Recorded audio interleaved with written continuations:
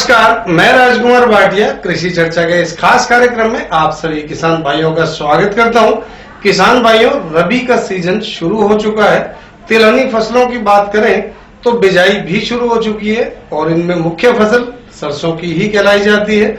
सरसों की खेती को लेकर किस तरह से इसका उत्पादन आप बढ़ा सके, किस तरह से आपको फायदा मिल सके, इसे लेकर आज हम चर्चा करेंगे कृषि विशेषज्ञ डॉक्टर महावीर मलिक के साथ। डॉक्टर साहब, स्वागत है आपका। धन्यवाद भाटिया साहब, और आप सभी किसान बहन भाइयों का हार्दिक अभिनंदन। डॉक्टर साहब, सरसों का रबी की फसल में सबसे ज्यादा माना जाता है कि क्या इसकी गुणवत्ता है, क्या किसान भाइयों को फायदा होता है इसमें? वैसे भी देखें तो देश में खाद्यान्न तेलों की भारी कमी है जी। तो इस दशा में रबी में सरसों उगाकर किसान अपनी आमदनी के साथ साथ देश की खाद्य तेल समस्या का भी समाधान निकाल सकते हैं जी।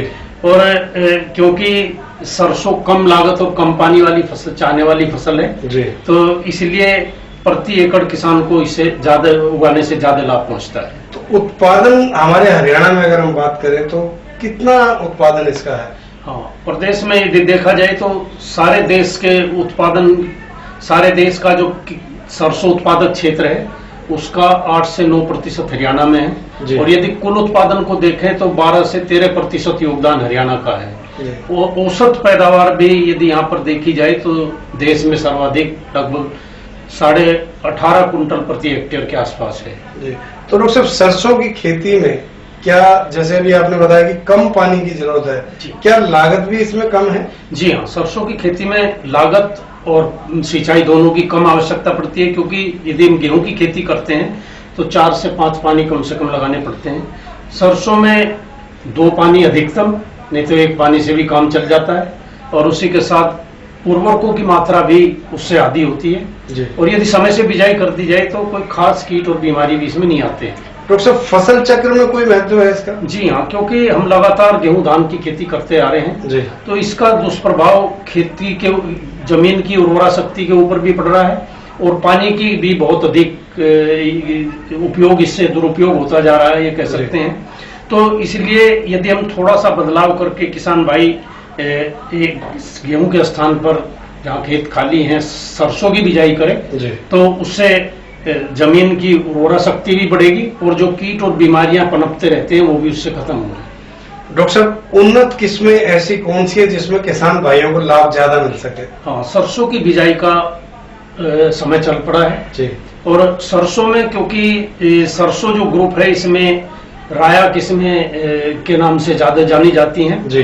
तो भूरी सरसों, पीली सरसों और राया किस्में, तो ज्यादातर किस्में सरसों में राया किस्मों की ही बिजाई की जाती है जी। तो राया में समय की बिजाई के लिए सिंचित क्षेत्रों में RS 30 किस्म में, यानी हरियाणा कृषि विश्वविद्यालय द्वारा जो तैयार की गई किस्में हैं तो उनमें RS 30 किस्म बहुत ही अच्छी किस्म है। इसे बारानी क्षेत्र में भी, सिंचित क्षेत्र में भी और पछेती भी इसे किसान भाई लगा सकते हैं। इसी तरीके से लक्ष्मी है, वरुणा है और इसके बाद एक बहुत ही अच्छी किस्म आई थी 9304, वसुंधरा के नाम से किस्म है।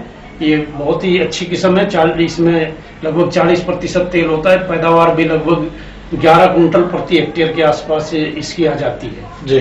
तो प्रति एकड़ के हिसाब से इसकी पैदावार इतनी आ जाती है तो किसान भाई इसे उगाकर भी अच्छा लाभ कमा सकते हैं। 2-3 नई किस्में भी, एक किस्म 2013 में आई थी 0749, ये भी बहुत ही अच्छी किस्म है और इसकी फलियां भी नहीं झड़ती।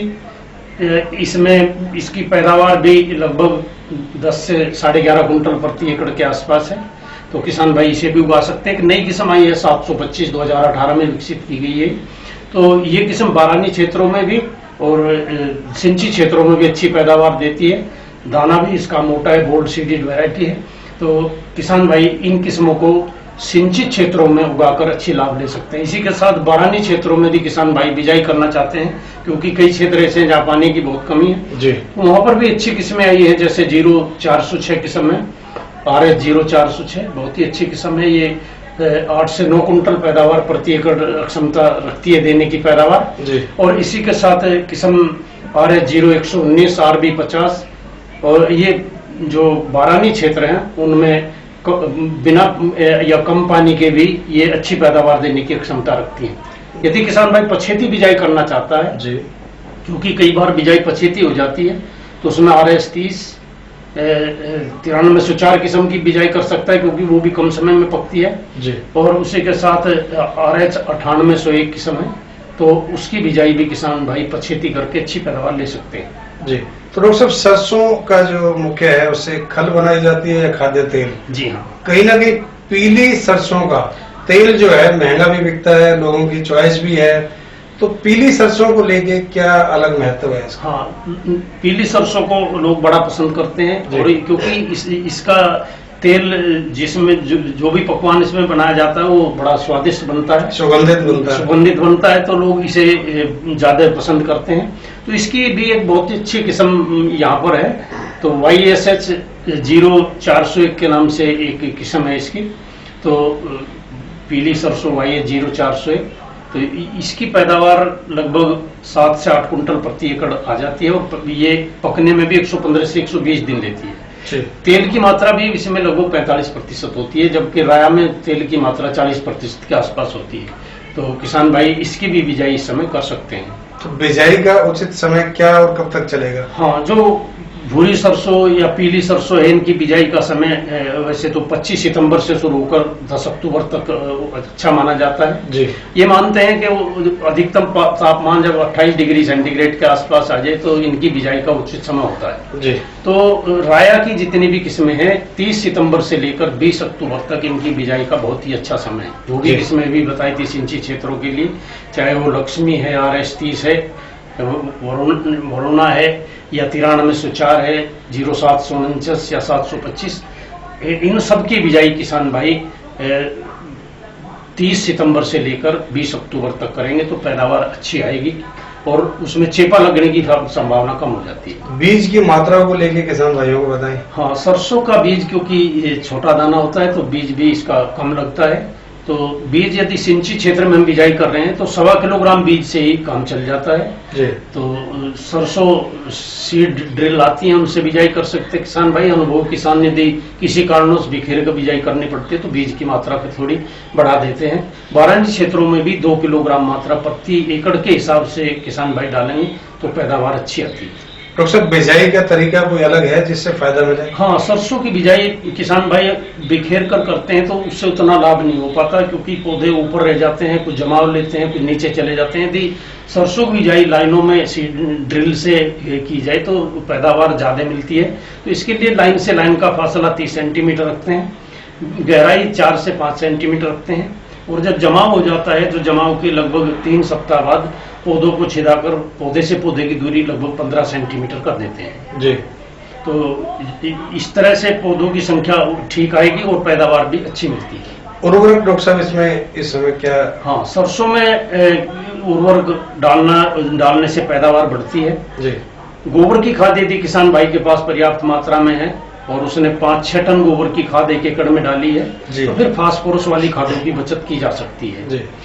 और किसान भाई वैसे तो मिट्टी परीक्षण के आधार पर उर्वरकों का उपयोग करें, लेकिन सब मिट्टी परीक्षण भी नहीं करा पाते, तो सामान्य जो सिफारिश है उसके अनुसार सिंचित क्षेत्रों में जो राया की किस्में हैं उनके लिए खाद की मात्रा 70 किलोग्राम यूरिया जी और 75 किलोग्राम सिंगल सुपर फास्फेट, जी 14 किलोग्राम म्यूरेट ऑफ पोटाश और 10 किलोग्राम जिंक सल्फेट की जरूरत पड़ती है। तो जिसमें से यूरिया की आधी मात्रा बिजाई के समय पर और पूरा फास्फोरस पूरा पोटाश, यानी ये कह सकते हैं कि लगभग 35 किलोग्राम यूरिया बिजाई के टाइम पर और 75 kilogram single super phosphate, 14 kilogram muriate of potash और 10 किलोग्राम जिंक बिजाई के समय पर डाल दें किसान भाई जी। और जब पहला पानी लगाते हैं तो उस समय खाद यूरिया की दूसरी मात्रा लगभग 35 किलोग्राम यूरिया उस समय लगा दें, तो इससे पैदावार अच्छी आती है।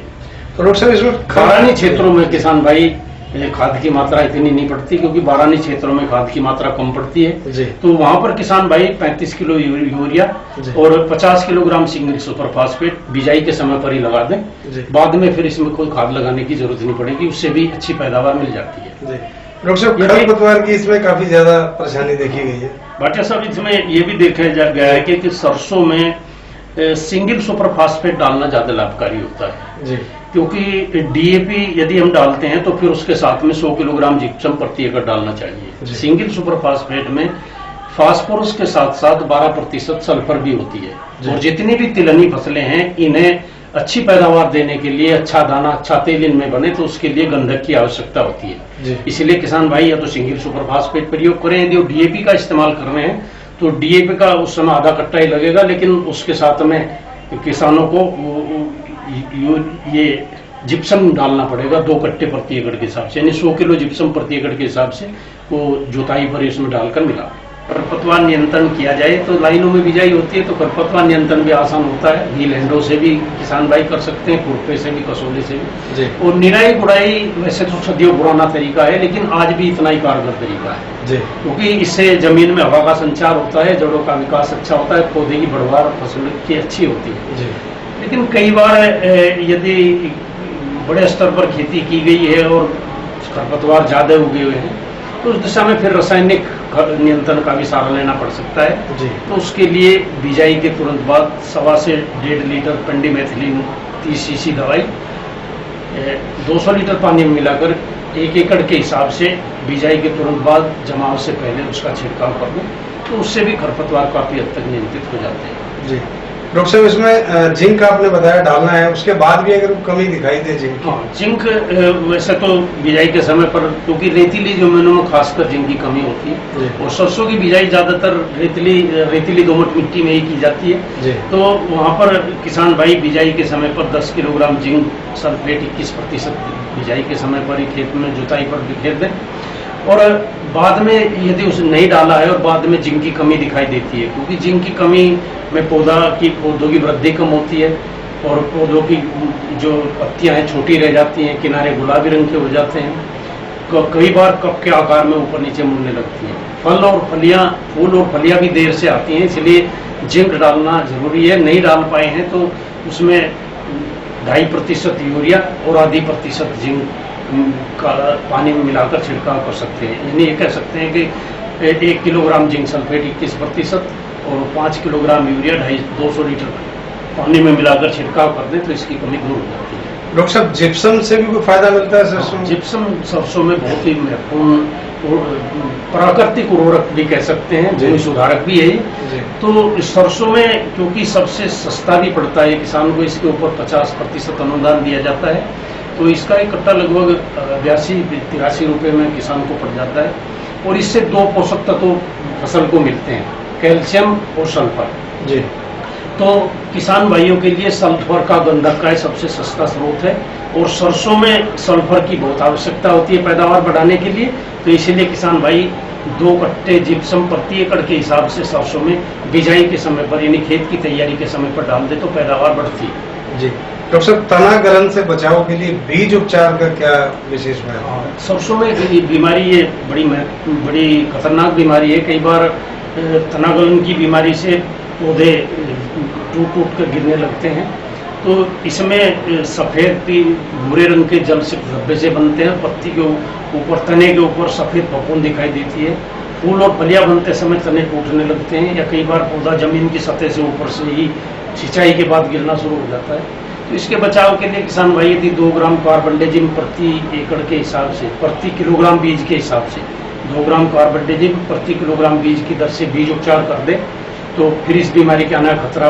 कम होता है। और यदि बाद में इस बीमारी के लक्षण दिखाई देते हैं तो उस दशा में किसान भाई 1 ग्राम कार्बेंडाजिम 1 लीटर पानी के हिसाब से बिजाई के 45-50 दिन बाद और 65-70 दिन बाद दूसरा छिड़काव कर दे तो इस बीमारी से निजात मिल जाती है। डॉक्टर साहब, एक चितकबरा कीट इसमें कहीं देखा गया नुकसान पहुंचा था? चितकबरा कीट जमाव के समय शुरू हो जाता है। कई बार सरसों बड़ी अच्छी जमी और 2-4 दिन नहीं दे, किसान कहते हैं सरसों जमी अच्छी थी लेकिन उगगी सारी, तो ये कीड़ा शुरू की अवस्था में ही पत्तियों को रस्ट उसका नुकसान करते हैं, इसके परोड़ और शीशों, और पहले पत्तियां सफेद सी दिखाई देती है, इसलिए इसे धूलिया कीट भी कहते हैं। ये 2 समय आक्रमण करता है कि तो पौधे में छोटी अवस्था में, फसल में, और एक कटाई के समय पर।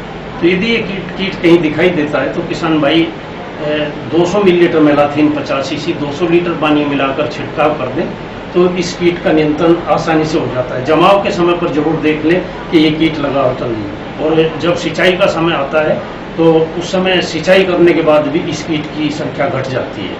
डॉक्टर साहब, अक्सर देखा गया जब सरसों का फूल निकलना शुरू होता है तो चैपा का बड़ा उस पर आक्रामक जो है बड़ा आक्रमण होता है। जी तो हाँ, उससे कैसे बचाव किया जाए? किसान भाई ये ध्यान रखें कि सरसों में पहले तो सिंचाई, जैसे इस बार मौसम बारिश देर तक चली है सितंबर में, तो नमी अच्छी है तो बिना पलेवा के भी बिजाई की जा सकती है। जहाँ नमी कम है वहाँ पलेवा करते हैं। और पहला पानी सरसों में उस समय लगाते हैं जब इक्का दुक्का पौधे में फूल की डंडी चलना शुरू होती है, जी। तो वो समय सबसे अच्छा समय माना जाता है। तो उस दशा में सरसों में सिंचाई करें और जो खाद की बची हुई मात्रा है उसे उसमें डाल दें। ये दूसरी सिंचाई फूल फलियां बनते समय करते हैं, लेकिन यदि पानी कम है तो पहली सिंचाई बहुत ज़रूरी है, उसे जरूर समय से कर देना चाहिए, उससे पैदावार अच्छी मिलती है। तो सरसों में दिसंबर और जनवरी के महीने में खासकर चेपा की समस्या आती है। तो ये कीट फलियों से, फूलों से, कलियों से रस चूस कर बड़ा नुकसान करता है। जी। दाना छोटा बनता है, फली में दाना बन ही नहीं पाते कई बार। तो ये कीट इसका मुख्य कीट है सरसों का, इसकी रोकथाम समय से करना जरूरी है। समय की बिजाई में खासकर उस समय फलियां बन चुकी होती हैं, तो इसलिए इसका प्रकोप कम होता है। यदि ये कीट 9 से 13 कीट 10% पौधों पर दिखाई दे या 13 कीट प्रति पौधा दिखाई दे, तो उस दशा में किसान को छिड़काव करना जरूरी होता है। शुरू की दशा में बाहरली साइड में फसल के आता है, तो इक्का दुक्का पौधों पर, फूलों पर यदि ये दिखाई देता है तो उन्हें तोड़ देना चाहिए और मिट्टी में दबा दें। यदि ज़्यादा इसका प्रकोप है तो उस दशा में फिर रोगोर मेटासिस्टोक्स दवाई 250 से 450 मिलीलीटर, 200 से 250 से 400 लीटर पानी मिलाकर छिड़काव कर दें। जहाँ साग के लिए हम सरसों को प्रयोग कर रहे हैं वहाँ पर मेलाथीन 50 सीसी दवाई 400 मिलीलीटर 300 लीटर पानी मिलाकर छिड़काव करें। और ये ध्यान रखिए कि छिड़काव के कम से कम 1 हफ्ते बाद ही सरसों को खाने के काम में लें। जी। इसके अलावा किस तरह के रोगों का खतरा है? 2-3 तरह की बीमारियां भी सरसों में आती हैं। तो वैसे तो एक मुख्य वही है कि यदि हम उन्नत किस्मों की बिजाई कर रहे हैं, समय से उसमें बिजाई कर रहे हैं उचित समय पर, तो कीड़े और बीमारियां कम आती हैं, न के बराबर आती है। लेकिन कई बार फिर भी सरसों में फूलिया रोग आ जाता है, अल्टरनेरिया ब्लाइट होता है, जिसमें पत्तों के ऊपर धब्बे बनते हैं भूरे रंग के, उनके ऊपर गोल छल्ले होते हैं और वो बाद में काले रंग के हो जाते हैं। एक रोग आता है इसमें फूलिया रोग, डाउनी मिल्ड्यू इसे कहते हैं। तो इसमें पत्तियों की निचली सतह पर धब्बे बनते हैं और ऊपर का जो पत्तों का भाग है वो पीला बन जाता है, पाउडर सा पड़ा रहता है उसके ऊपर। और एक तीसरा रोग है इसमें जो सफ़ेद रतुआ कहते हैं इसे, तो व्हाइट रस्ट, ये भी इस पर आक्रमण करता है। कई बार सरसों में किसान भाई देखते भी हैं कि पछेती बिजाई सरसों में फूल सांप के आकार के फन जैसा आकार सा हो जाता है, मिली जुले नहीं, डिफॉर्मिटी पैदा हो जाती है, पंगता आ जाती है, तो बीज भी उसमें फलियां भी नहीं बन पाती। तो उसकी रोकथाम, इन तीनों रोगों की रोकथाम के लिए डाइथेन M45 600 ग्राम 200 लीटर पानी मिलाकर छिड़काव कर दें और दूसरा छिड़काव 10 दिन बाद यदि जरूरत पड़ती है तो कर दें, तो इन रोगों से बड़ी आसानी से बचाव हो जाता है। जी डॉक्टर साहब, इसके अलावा क्या शरदकालीन में भी सरसों को उगाया जा सकता है? हाँ, बहुत ही अच्छा प्रश्न है आपका, क्योंकि इस समय किसान भाई गन्ने की बिजाई भी करेंगे शुगर मिल है पलोल में जी। और गन्ने का भाव भी लगभग देश में सबसे ज़्यादा 362 रुपये प्रति क्विंटल के हिसाब से हुआ है। तो किसानों की उत्सुकता इधर भी बढ़ी है, रेट अच्छा है। जहाँ सरसों का रेट अच्छा मिल रहा है, क्योंकि सरसों का न्यूनतम समर्थन मूल्य 550 है, तो बाजार में इसकी कीमत 7000 के आसपास हो रही है जी।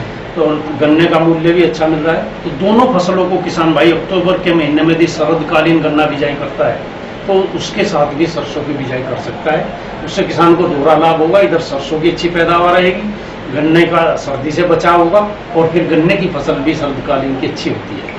और अगली बार शरदकालीन गन्ने के ऊपर पूरी चर्चा भी करेंगे।